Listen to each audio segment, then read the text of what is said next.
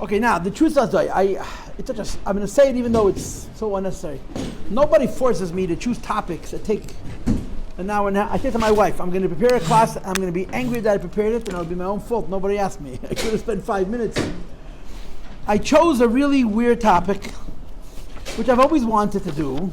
The topic is the Khartoumim. Khartoumim. The magicians. In Egypt, there were all of these magicians. Khartoumim appeared the first time in Pashas Miketz. When Pare has this dream, a double dream, and he calls the Chachamim and the Khartoumim, in that order, Khartoumim and the Chachamim. And they come and they start giving him all kinds of interpretations. Pare is really not happy. I saw in one of the Mefarshim that they tried to interpret the two dreams as two separate things. And Pare knew for sure that it's the same dream twice. And when they told him that the difference between the fat oxen and the skinny oxen and the two sets of bushels of grain were two different dreams, he just knew instinctively that they were wrong and he wasn't happy. But in Pashas Miketz, they're called Chatum and Chachamim. There's Chachamim and then there's Chatumim. In our Pasha, there's Chatumim. There's no Chacham, there's Chatumim. And in the beginning, they're called Chatumim Mitzrayim. This is the Rabbeinu Bechaya. Later, they're just called Chatumim. They lose the title Chatumim Mitzrayim. And another evolutionary nuance, another thing which changes over time, is that in the beginning, their magic is called Lahat with a Hey, Lahateim. And at some point, it stops being Lahat and it becomes Lot, Loteim. And this seems to be part of the narrative of the story with these magicians. So, I'm giving the class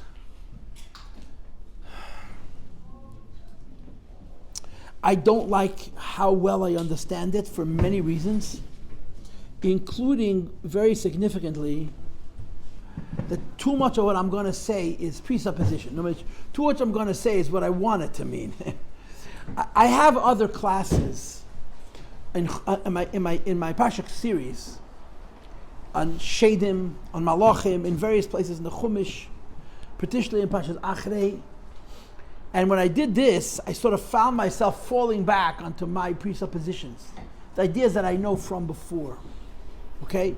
There are several basic questions. A, when you read in the Torah about these magicians, did they have any real power, or was the whole thing bluff and baba maisa? That's the first question. In other words, we know they're not Kedusha, we know they're Tumah, right? They're Klippa.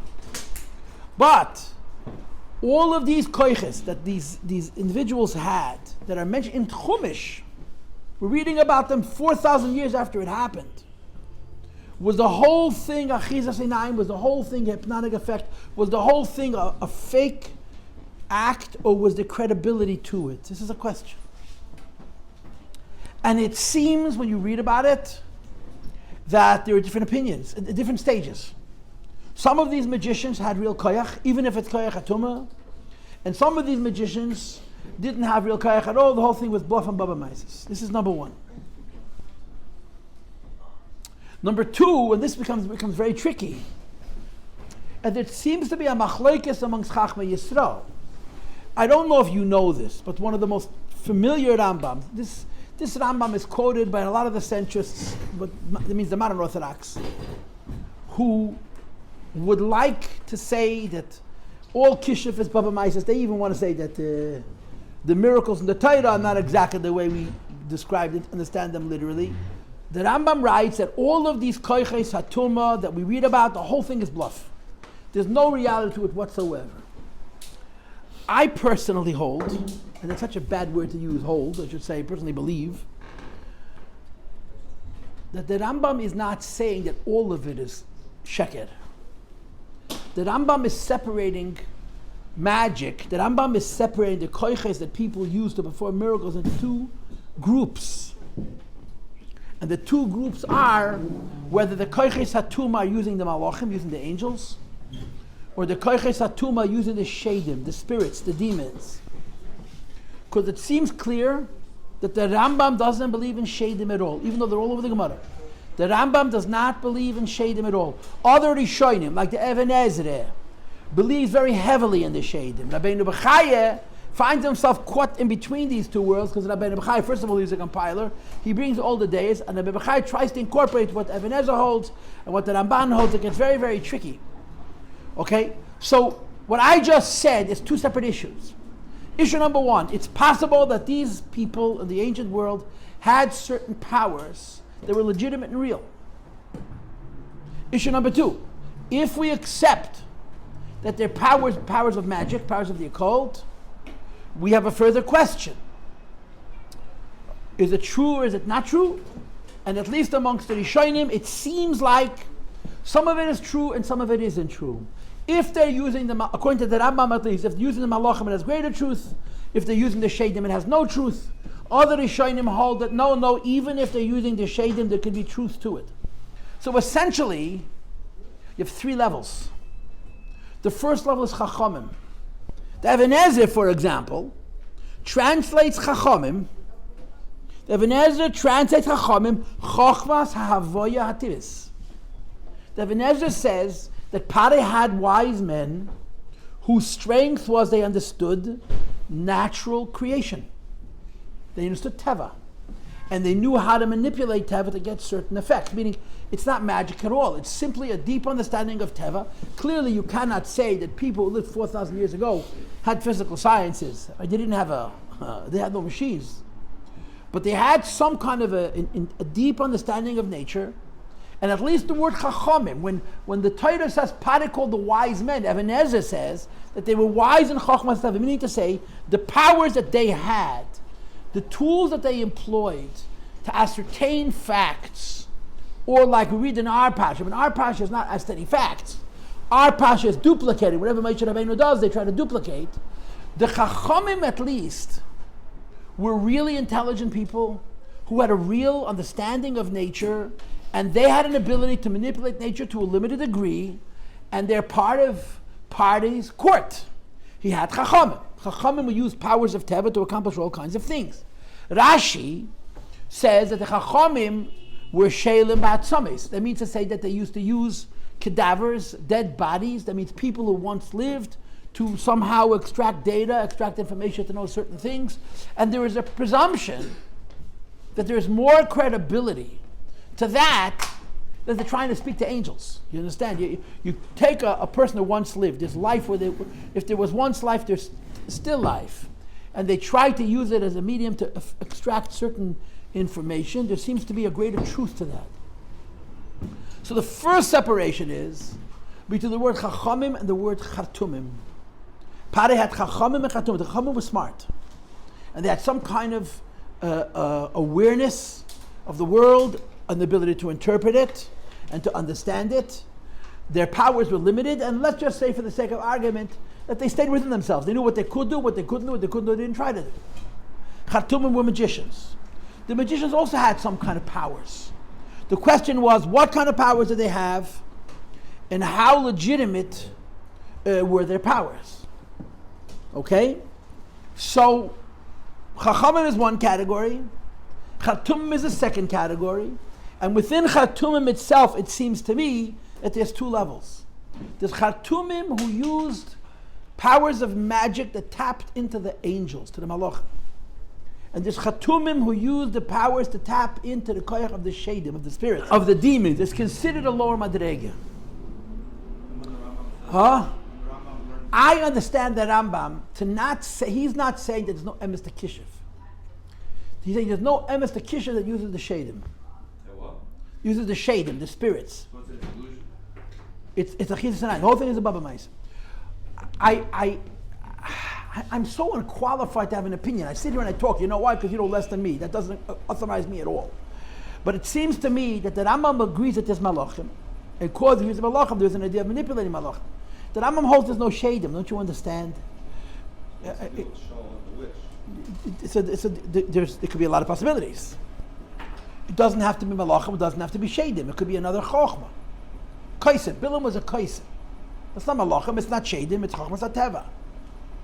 It's shel ba'atzames. It's a force within nature that they listen. Psychics. To say psychics aren't real is putting your head in the sand. Psychics know things, right? How do they know things? They don't call on angels. They don't call on demons. They have a sense. And a lot of these senses are understood to be koichais and teva. So we're including that among the chachamim. There's chachamim, and then there's chatumim. But chatumim has these two basic categories, whether they're using malachim or they're using shedim. Let me share with you why I have the opinion that I have, okay? And I don't want to waste a lot of time on this. I know this is very self-serving. If anybody's curious about this, I have, I think, 2 whole classes in Pashas Achei Temimim where I talk about the difference between the shedim and the malachim. You need to understand something. The Rambam tells us that the heavens are smart. The Rambam tells us that the heavens are smart. In fact, the Rambam holds that the heavens are smarter than us. When the Rambam says that the heavens are smart, he's talking primarily about Galgalim. Galgalim is translated into English as orbits. Galgal means empty space, bubbles of space. The universe is described by physicists like sud, like bubbles of soap, big bubbles. Each unit of space is a bubble. They're called Galgalim. These Galgalim hold whatever it is, stars, galaxies, all kinds of stuff.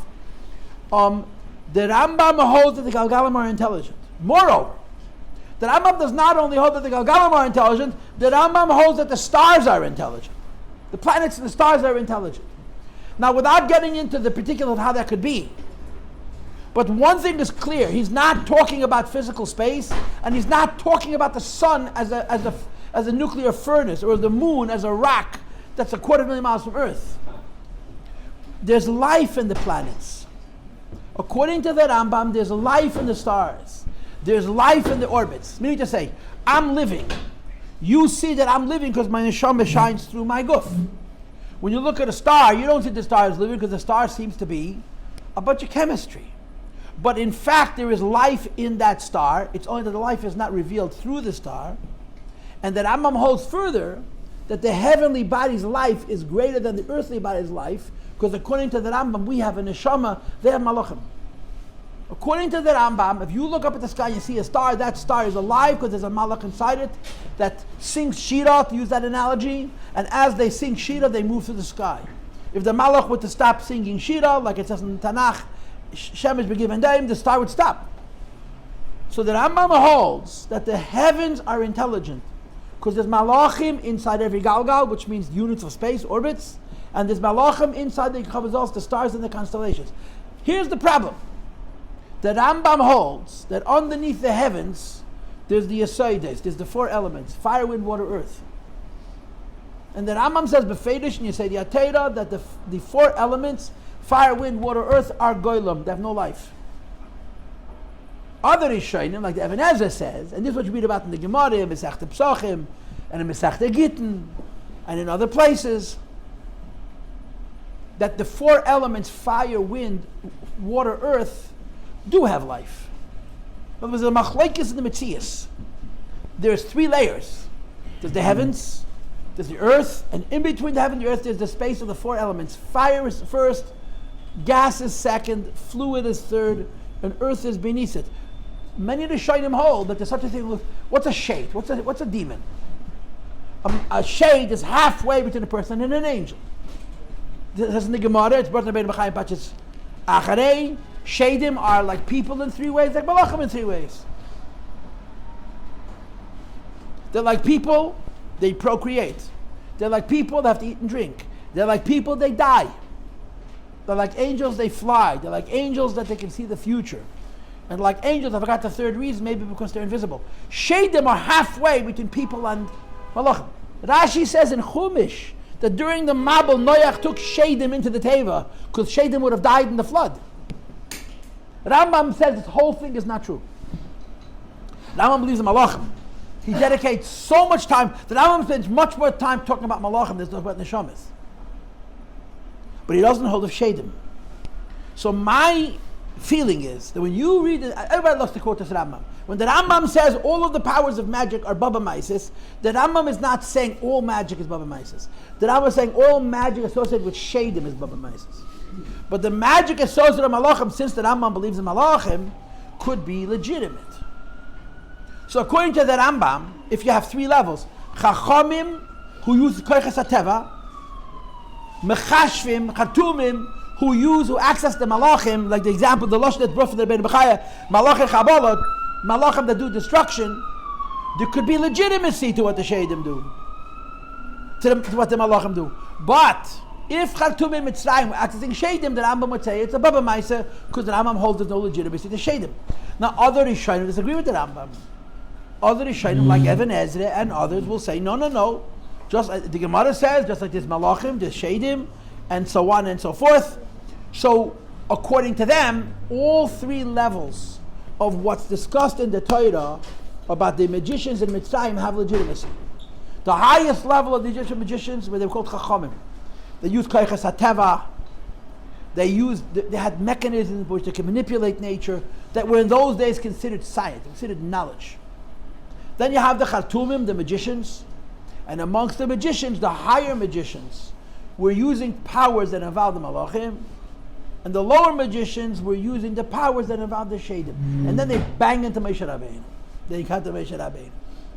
And what basically happens is, it was the worst thing that could have happened to them. Because their approach was, whatever Moshe could do, we could do. Because their presumption was that Moshe was using the same powers that they were using. And of course that blows up in their face. Moshe is not using the same powers they were using. Okay? Which goes to a basic issue. Goes to a very, very basic issue. The basic issue is, in Pashas Shmos, last week, Moshe comes to the Pharaoh, and he says to the Pharaoh, Shalach Hasam v'yavduni, let my people go, they shall serve me. So Pharaoh says to Moshe Rabbeinu, Mi Hashem, Keli, who is this God that I should listen to him? And then he follows up rhetorically, Lo yadaytis Hashem, I don't know about your God, and therefore I'm not letting the Jewish people go. What's that conversation about? Moshe comes to the Pharaoh and he uses a word that Pari's never heard. Pari is a big theologian. He's a huge, huge ledger of gods. He's got a collection of gods, who knows how many. And of course he's got gods from every civilization that's lived until that point. Ones they believe in, those they don't believe in, those that have died, and those that have been reborn, I don't know what. And he has gods that have legitimacy. The most inclusive God that Pari has in his ledger is Elikim, the God of all of nature. Moshe comes along, he doesn't say to Pari Koyim Elikim. If Moshe comes to the Pharaoh and says, here speaks the God of nature, Pari would have thought about it. You're in touch with the God of all of nature, the whole cosmos. You don't have a God for this neighborhood, and another one for that neighborhood, and third for you have a God the whole cosmos? Okay, I got to decide if I want to engage with him. But Moshe comes with a word the Pari's never heard, Koyim Aravayeh. And the Pharaoh says to Moshe Rabbeinu, who's that? And Moshe Rabbeinu says, the God of the supernatural, God of the miracle. And the Pharaoh says there's no such thing. Period. There's nature. Nature has many laws. And if you know all the secrets of nature, you're in a significant position to manipulate it. There's powers within nature that allow you to manipulate nature in ways that most people cannot do. So you could look like a magician, when in fact you're just manipulating portions of nature. But it's simply using nature to the fullest. On the highest level, we're going to call them Chachamim. On the second level, we're going to call them Chartumim, who tap into Malachim. And on the third level, we're going to call them Chartumim, who tap into the Sheidim, which are either true or not true. And Moshe Rabbeinu says, I'm not coming with Chachma, I'm not coming with Chartumim from Malachim, I'm not coming from Sheidim, I'm coming from a Koyach Eliki, which is outside of nature. I can break the laws of nature, and there's no explanation. It's not science. It's not another Chochma. It's not another Kishif. So now, Pari is provoked. Pari is challenged. He's not only challenged because Moshe is threatening him. He's challenged because Moshe is threatening his worldview. Moshe is coming to Pari and he's offering a piece of information that takes the entire sense of reality that Pari has and throws it away. Pari believes in laws of nature. Included in laws of nature may be certain powers that most people don't have, only special people have. And Pari believes in those forces. He has around him an arsenal of magicians, of sorcerers, of chachamim, who use these various different powers. And Moshe says, I'm not the same as all of them. I'm Havaya. I'm coming to a source of gods outside of nature. So Pari is not going to listen to Moshe Rabbeinu because he doesn't know what Moshe Rabbeinu was saying. But Pari is not going to listen to Moshe Rabbeinu. He needs to prove Moshe Rabbeinu wrong. Pari needs to show that Moshe Rabbeinu is playing with the same box of tools he is. We use powers of nature, whether we call it chokhmah, whether we call it chatumim. And Moshe is saying, oh no, I'm not playing games. I don't have any tools. Koyim Hashem. So everything Moshe does, Pare duplicates, his magicians duplicate, and the entire model, the entire design of the circumstance is to show Moshe Rabbeinu there is no such thing as a supernatural. You're using the same tools we're using. Vadaya, we duplicate every tool that you duplicate. Everything you do, we're doing. It just doesn't work out that way. He keeps slipping and sliding. And each time he slips and slides, Pare does what every tyrant does. He blames everybody around. It's not me, it's them. My magicians failed me. Magicians are a disappointment. And that's part of the story of the Parsha, as specifically how it's brought forward in the Rabbeinu B'chai, which I'm going to get to momentarily. Does anybody want to ask any questions or make any comments at this point? What was Moshe using? The word of God. Hashem. Hashem says throw a stick on the floor, it's going to become a snake. Moshe didn't do anything. He just trusted the Eibishter. Boom. Nothing. The Eibishter.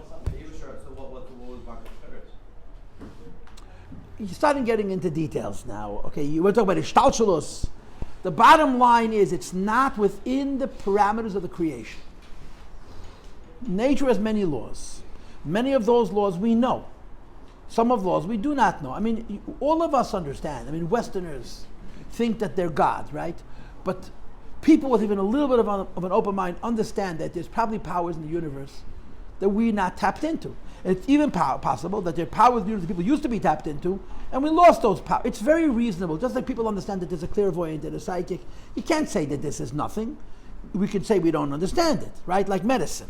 There's Western medicine, which is based on physical science, where you can explain the cause and effect. People have been taking medicine for 5,000 years, and people have been cured using a lot of very interesting techniques, which we don't necessarily fully understand. But that's part of Teva.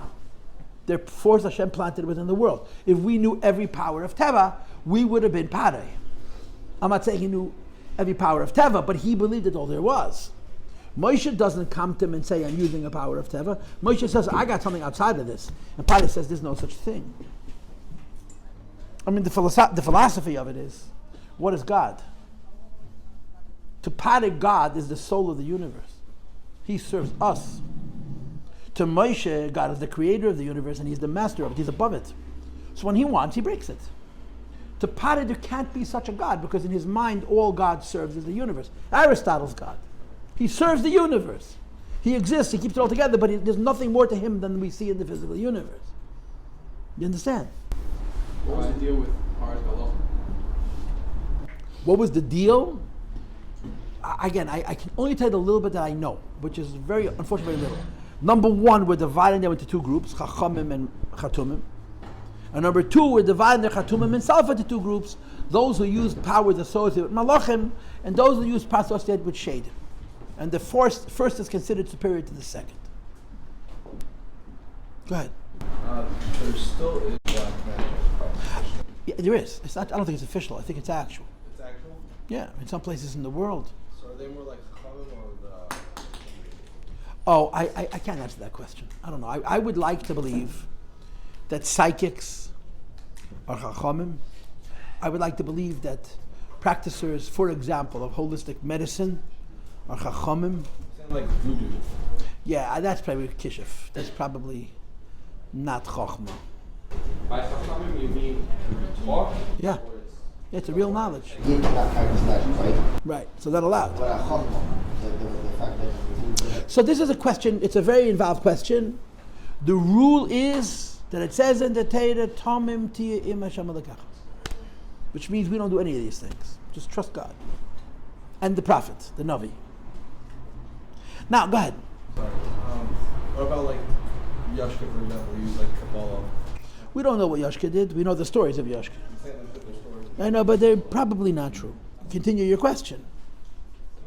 So take Yashka away. I mean, are there powers in the world that allow people to manipulate the world or to make it appear like they're manipulating the world? For sure. I'm saying specifically from like Kabbalah and stuff like that. You see, Kabbalah is emes. Kabbalah is Torah.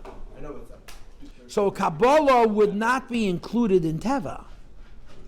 Kabbalah would be included in higher than Teva. But it can be used for bad. I don't think so. I don't know the story. I really don't know the story of Shabtai Tzvi, but I can't answer you. I would like to believe that when you go bad, your Kabbalah fails you, or it destroys you. But Kabbalah is a koyach using Hashem's names. It's outside Teva. Parai's worldview doesn't allow for that at all. So what Parai is dealing with are powers within the parameters of Teva. Am I answering you? Is there any like Sefer HaTeva or like any book that compiles all like the powers? The koyches of Teva? There are, but they've probably never been written yet. When it talks about Tivim, what Rebbe says in chapter 3 in Tanya Tivim, he doesn't mean biologists. So is there any place that we could find those books? Okay, got the wrong guy.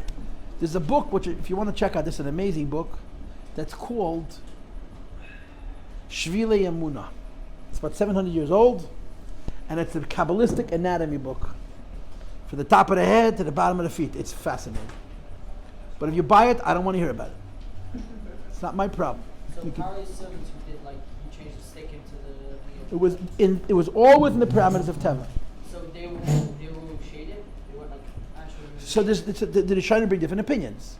Some say they use malachim, some say they use shadim. are malachim good? There's good malachim and bad malachim. There's good shadim, bad shadim. Malachim are higher than shadim. And in case you missed it, the difference in a malach and a shade, a malach has no goof. A shade is a goof that's made from one element, either fire or wind or water or earth. We're made of all four. So shadim go right in the middle. And the rule is, by the way, you find this in the Gemara, that the most spooky shadim are the shadi amayim, the ones in the water. They're like the worst. You know, that's why there's all these stories. Now, there's one more thing I wish to speak to before I get to my conclusion. And that is, when you read the Chumash, in the beginning of the Parsha, the Machashvim, the Chatumim are using lyhadus with a hey. Lyhadus. As the story goes on, it goes from lyhadus with a hey to lyhadus without the hey. The hey disappears. Now lyhadus is interpreted as a whisper, as a murmur, speaking in a soft voice.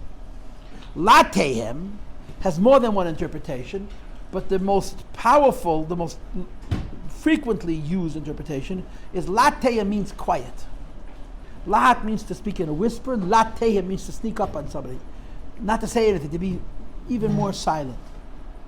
And the understanding that I was able to collect is that lahatehim is better. It's a higher level. And latehim without the hey is worse. So lahatehim with a hey is when the magicians are using the powers of the malachim, which is considered a higher level. And latein without the hay is when the magicians are using the powers of the shadim.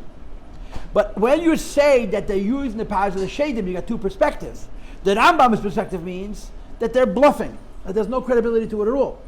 Other Rishonim will say that even when they're using kishim, they're using shadim, there's legitimacy to it. But according to the Rambam, anybody who uses spirits to affect laws of nature is using hypnotic effect, is using trickery, because the Rambam holds that there's no reality to it. So all of these things are playing out in the parsha. Okay, now comes the conclusionary thought. The Rabbeinu Bechaya writes that when you look through the story, they're mentioned 1, 2, 3, 4, 5 times. The Machashvim, the Chatumim in Pashas Va'era are mentioned 5 times. The first is by the story of the Tanin. Right? Moshe Rabbeinu only does one sign for Parei. For the Jews, he does 3 signs. The water becoming blood, his hand becoming leopard, and the sticks becoming a serpent. For Parei, he has only one sign. The one side, he takes the sticks, he throws it on the ground, it becomes a Tanin, and then the magicians imitate that. Right? The next thing that happens is Makas Dam. So, in this week's Parsha, Parshas Va'era, the Chartumim, these magicians, are mentioned 5 times. The first is by the Tanin, which is the warning before the first Makkah. The second is by Dam, by blood, which is the first Makkah. The third is by Tzfadeh, which is the second Makkah. The fourth is by the Kinim, which is the third Makkah. And the last time the name comes up is Shchin, which is like the 6th Makkah. And what's happening as the Parsha goes on is the Chatumim are losing their credibility more and more and more and more.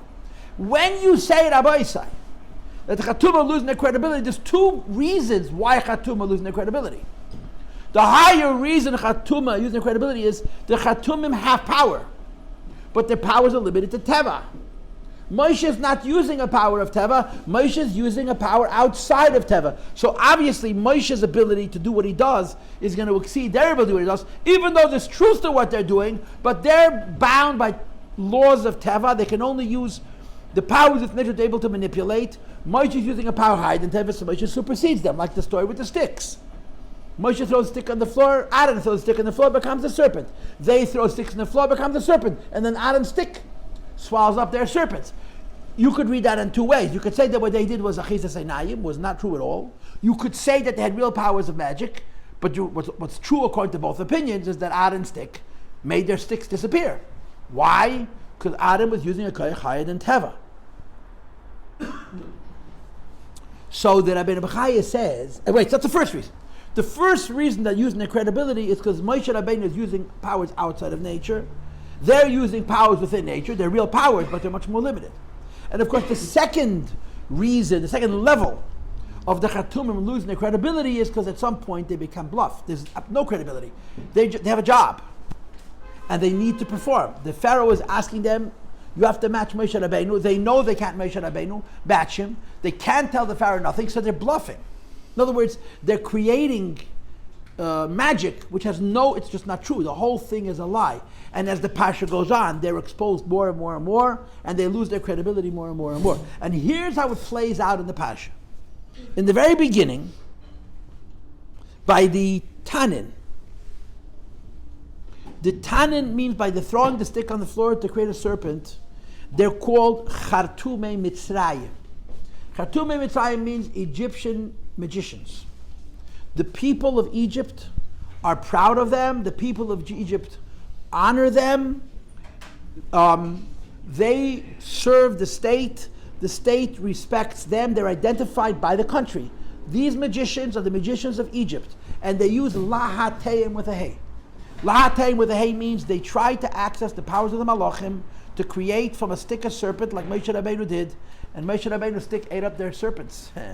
It didn't look good.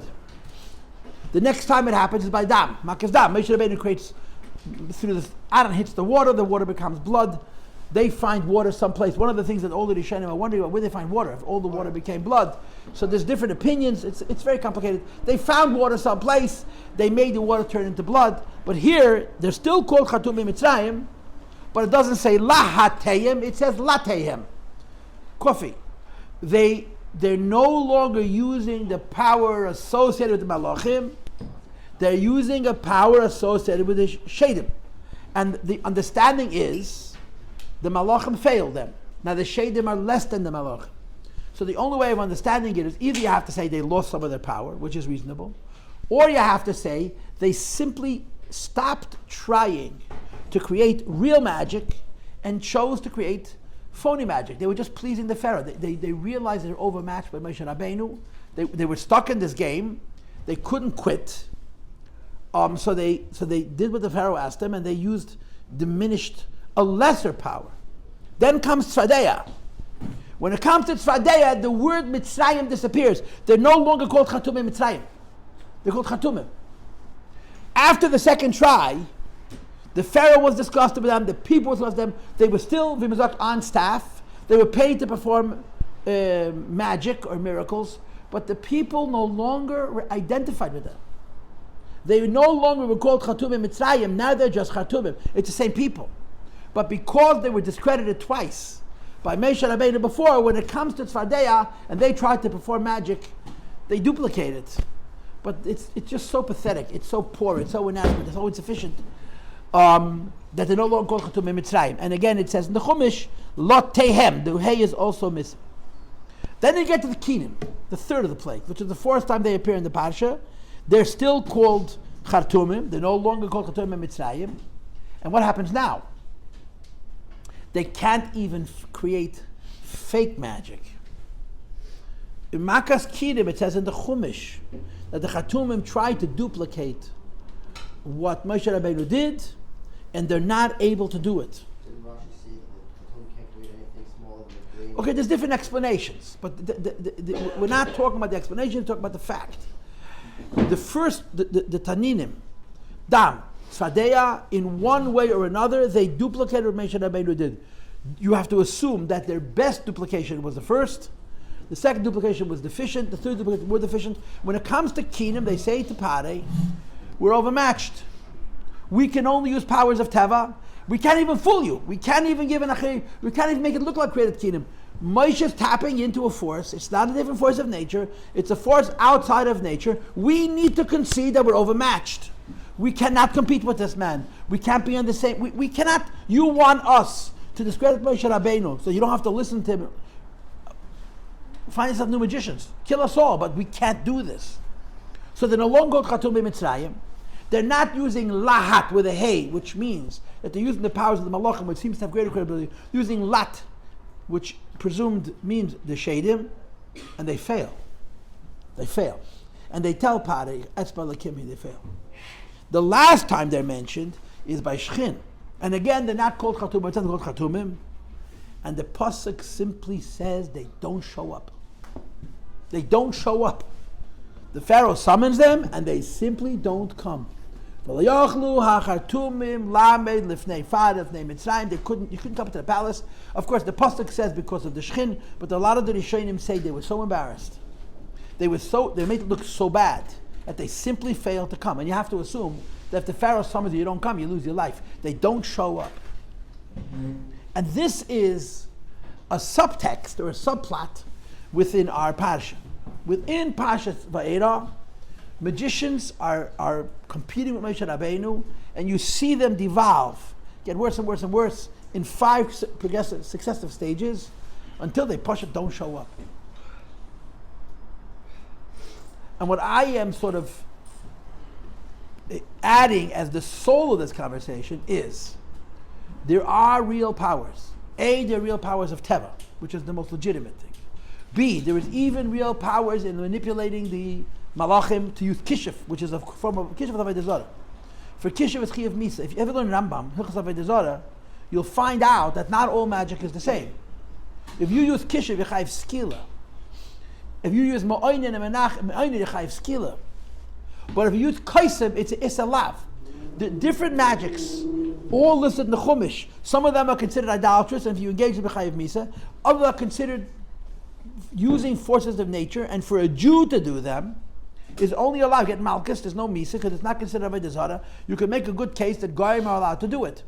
In this parsha, all of this is playing out. You have these magicians, they're competing against Moshe Rabbeinu. Moshe Rabbeinu's initial stand is Kemet Havaya. I'm coming to God which is above nature. And the Pharaoh tries to get his people to compete with Moshe Rabbeinu, and we basically watch them fall apart. And I guess the other way of putting it is, they disappoint Pare. They make Pare look bad, and of course Pare blames it on them. Questions or comments? Go ahead. Those are 2 different steps. Yeah.